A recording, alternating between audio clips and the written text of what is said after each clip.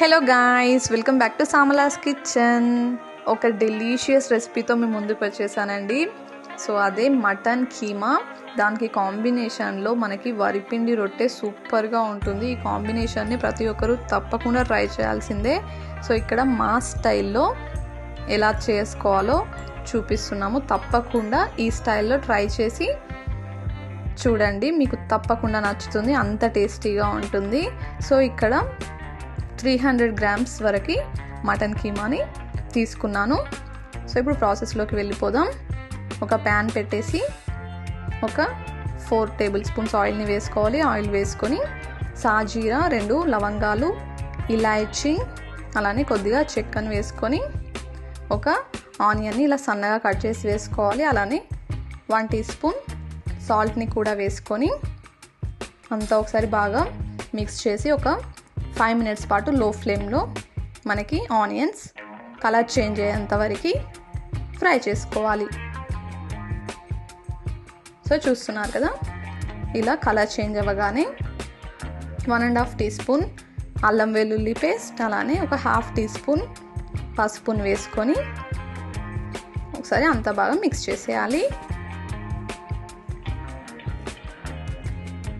So ఇప్పుడు మనం శుభ్రంగా కడిగి పెట్టుకున్న మటన్ కీమాని ఇందులోకి వేసేయడమే. సో అంతా కూడా వేసేసి ఒకసారి అంతా బాగా మిక్స్ చేసేయాలి.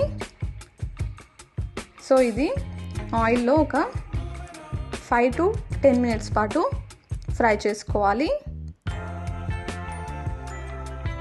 అందులో నుండి కొద్దిగా వాటర్ కూడా రిలీజ్ అవుతుంది కీమా నుండి. సో ఒక మీడియం ఫ్లేమ్లో లిడ్ క్లోజ్ చేసేసి ఆయిల్లో ఫ్రై చేసుకోవాలి. సో ఆఫ్టర్ 10 minutes చూస్తున్నారు కదా, ఆయిల్లో బాగా ఫ్రై అయిపోయింది. సో ఇప్పుడు 1.5 teaspoon కారంని వేసుకోవాలి.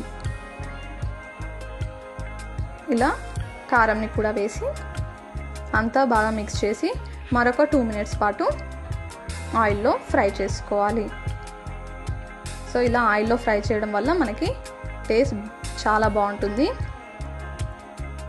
సో కారం వేసేసి ఒక 2 minutes ఆయిల్లో ఫ్రై చేయండి.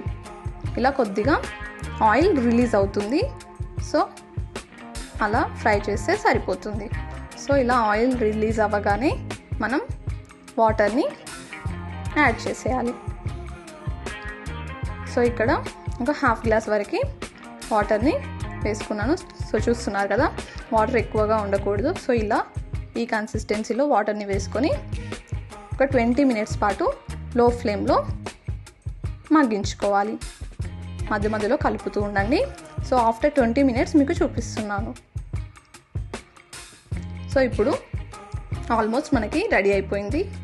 1 teaspoon ధనియాల పొడి, కొత్తిమీరను కూడా వేసి అంతా ఒకసారి బాగా మిక్స్ చేసేయాలి. సో ఆయిల్ కూడా పైన ఫ్లోట్ అయిపోయింది, బాగా ఉడికిపోయింది కీమా కూడా. సో అంతే అండి.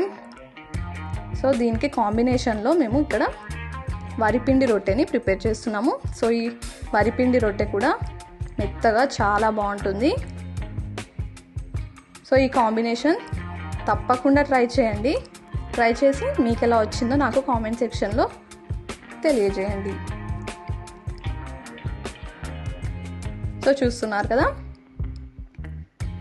ఇలా సర్వ్ చేసుకొని ఎంజాయ్ చేసేయడమే. టేస్ట్ అయితే సూపర్గా ఉంది. So please do like, share and subscribe to my channel. Thank you.